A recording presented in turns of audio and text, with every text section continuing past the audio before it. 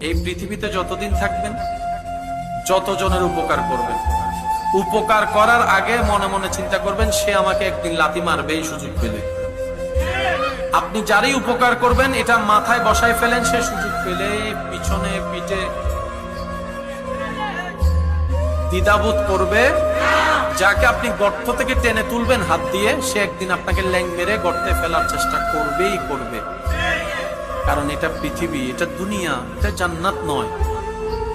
দুনিয়াতে চিরস্থায়ী সুখ বলতে কোনো শব্দ নাই, দুনিয়াতে চিরস্থায়ী শান্তি বলে কোনো শব্দ নাই।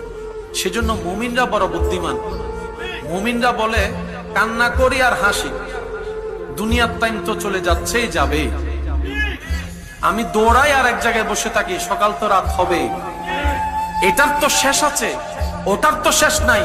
সুতরাং এই দুনিয়ার জীবন আমি সহ্য করে, ধৈর্য ধরে, শুকরিয়া করে, কোন রকম কাটাই ফেলে ইবাদত করে, ইমানটা ঠিক রেখে আল্লাহ তাআলা আমাকে হাসরের ময়দানে পরকালীন জীবনে এমন নিয়ামত দান করবেন যেটার কোনো শেষ নাই, সেটার কোনো শেষ নাই, যে নিয়ামতের সুখের শান্তির কোনো অভাব নাই। সুবহানাল্লাহ।